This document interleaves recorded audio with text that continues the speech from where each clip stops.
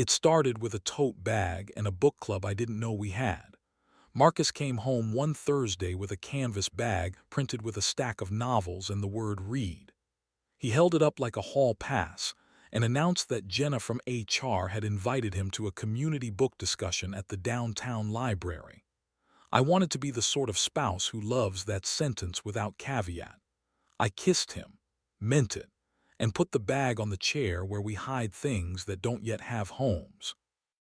The next Thursday the tote bag left again, messianic and righteous, and my phone lit with photos from friends at a brewery where Marcus and I usually split nachos and finish each other's fake hot takes about seasonal IPAs. I texted, jealous, "Save me a seat next week," and got back a string of raised hands emojis I couldn't translate.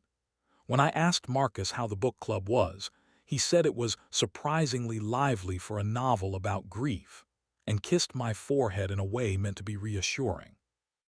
It was. It also felt like closing a file you haven't opened. Curiosity doesn't come with sirens. It comes with small, friendly ideas. The third Thursday I told myself I needed to drop off donations at the library and drove there with a box of paperbacks that had already done their duty. The parking lot was full of cars that looked like the drivers knew a thing or two about reusable grocery bags and municipal budgets. I parked, turned off the engine, and reminded myself that I was only here to be civic. Marcus's car pulled in 5 minutes later. He parked 2 rows over, checked his hair in the rearview mirror, an act of vanity I adore, and then stayed sitting, hands on the wheel, looking at nothing. A woman appeared at his passenger door as if she had been sketched in and then colored. She wore a red coat that thought it was braver than it needed to be. He let her in. They didn't drive. The way they looked at each other told me everything an infidelity lecture would try to put into bullet points. I didn't knock on the window. There are humiliations a person need not choose. I went inside the library and returned my books one at a time as if each hardback were a decision. The atrium smelled like the last decent place in a tired town. A child laughed near the fish tank. A man in a mustard sweater whispered eels to no one. When I came back out, the red coat was gone, and the passenger seat held only the tote bag and a copy of the novel about grief, earnest and blameless. Marcus stared through the windshield like an actor, trying to remember his next line. I drove home a slow way that puts the river on your right and good sense on your left. By the time Marcus came in, shaking rain from his sleeves, I had arranged the kitchen to look like a talk show set. I poured tea because we are not a whiskey couple, no matter how often stories pretend we should be. "How's Jenna's book club?" I asked, placing the mug in front of him like a prop. He met the prop with a sigh. "She's not Jenna," he said. "Her name is Claire." He pinched the bridge of his nose like pain could be mechanically squeezed out. "We work out at the same gym. She liked the book I was reading on the treadmill. I liked that anyone was reading a book on a treadmill." He laughed, brief and self-loathing. "It felt like something only we would notice." I let that be as true as it needed to be. "In the parking lot?" I asked. "In the parking lot," he said, "because we decided we wouldn't be those people. We decided we would talk. We decided we were so ethical we could make the most unethical feeling behave." He stared at the fridge magnet that holds our grocery list. "We're not those people." "Which people?" I asked. "There are a few kinds available. The ones who burn everything down for a story we could have told each other instead." Something in me sat down. "So tell me it," I said. "Tell me the version that doesn't require a library to pretend to be a hotel." Marcus put both hands around the mug like it was a microphone he was working up to use.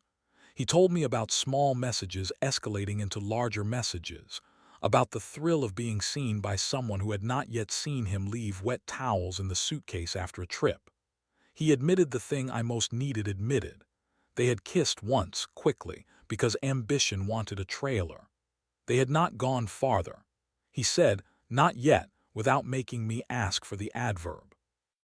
I liked feeling chosen, he said, and it was a sentence that brought 5 years of marriage into certain focus, like switching on the overhead when you were hopping for lamps. I didn't like thinking about what I wasn't choosing. I told him about the small ways I had been elsewhere too, about the coworker who complimented the color of my raincoat every single time, and how I had counted on it like a weather report. We sat with the discomfort until it got bored and looked for another table. "We can stop," Marcus said, almost to himself. "We can make a rule and keep it." "Rules are only good if they remind us who we are," I said. "Let's make one we like." So we tried. We wrote it on the back of an envelope because the kitchen whiteboard felt too performative. "Neither of us puts another person in the seat meant for us." The sentence looked plain and durable. We stuck it to the fridge with the vegetable magnet that never holds very well and decided to take that as a joke rather than an omen. I expected that to be the end of it.